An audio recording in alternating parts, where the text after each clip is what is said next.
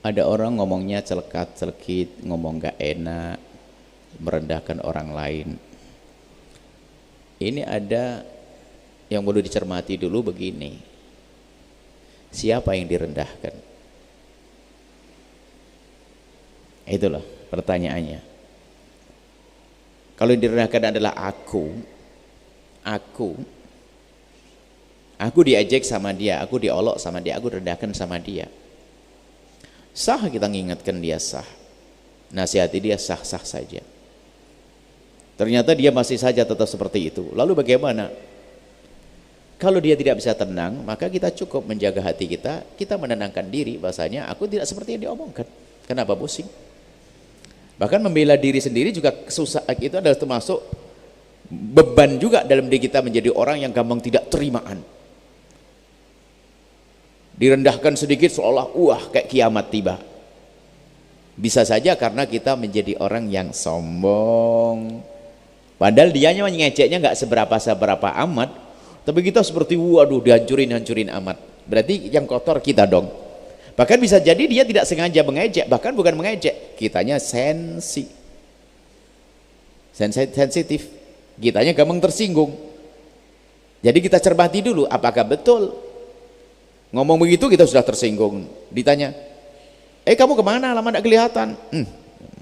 Ngabsen loh. Lah ini cuma tanya begitu saja, kenapa kita dimarahin ngabsen?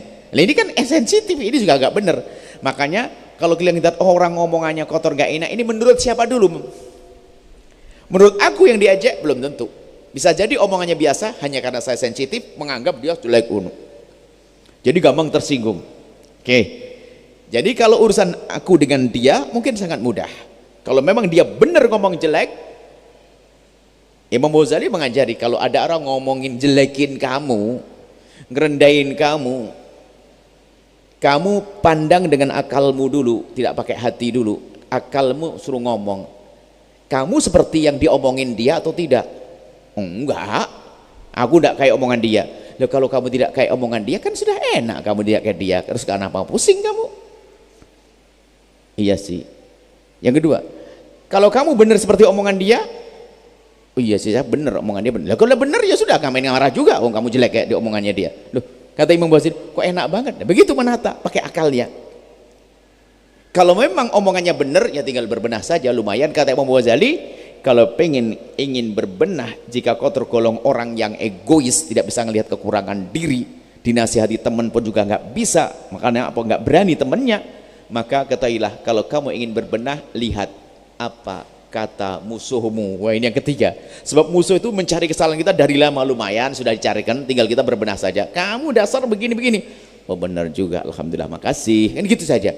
Itu kan ilmu bersihkan hati. Sebab ada orang yang mudah emosi, mudah marah, mudah tersinggung. Sebetulnya apa dia? Kesombongan yang tersembunyi di dalam diri kita sendiri. Enggak bisa orang, dia merendahkan saya depan orang, dia menghina saya, dia menjatuhkan saya, udah habis ya. Padahal juga tidak semacam itu. Baik, kalau urusan aku dengan dia, kalau urusan dia dengan dia jelekin orang, ya kan, dia jelekin orang. Nah ini mungkin Anda penonton, wajar Anda mengingatkan dia. Berarti ini biasanya adil kalau begini.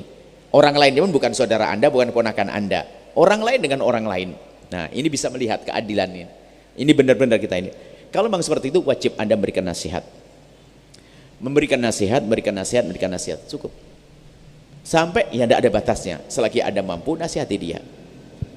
Dan didoakan dia adalah orang yang sesat dalam ucapannya, suka menyakitkan. Jika Anda mampu. Yang kedua, ya tugas Anda menguatkan yang kedua. Kamu jangan ini. Memang yang sabar, kita menyabar-nyabarkan.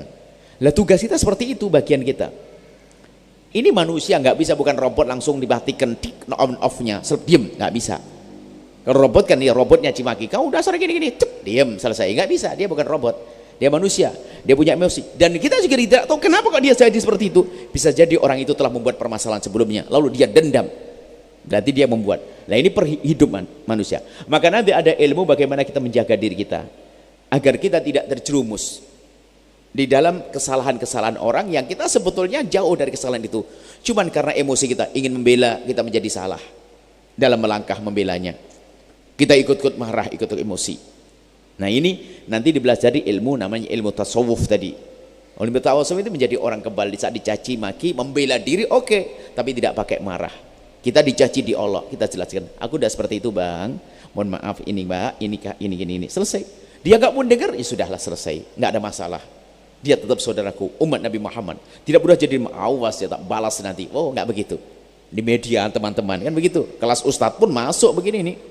Enggak, bukan orang awam saja ini, enggak, semuanya orang yang hatinya kotor akan hantem-hanteman, pengen jadi kayak malaikat, dia disinggung sedikit saja udah kayak kiamat. Apalagi dia merasa ustadz, wah ini paling bahaya ustadz. Ustadz kan kayak deket sama Nabi barangkali begitu, sehingga dikritik sedikit saja, wah ente tidak tahu, orang awam ente. Ini juga nggak baik juga. Jadi satu-satunya jalan adalah kita berbenah, ilmu membersihkan hati kita, sehingga di saat kita melihat orang melakukan kesalahan, yang ada adalah rasa cinta kasih, sehingga di saat kita mengingatkan dia juga bukan cara merendahkan. Dia merendahkan kita, bisa saja kita mengingatkannya dengan cara merendahkan, kita sama dong dengan dia. Maka kalau ada orang merendahkan kita, mencaci kita, ngolok kita, kita mengingatkan dengan cara istimewa dong, lembut, empat mata, atau surat cinta dan sebagainya.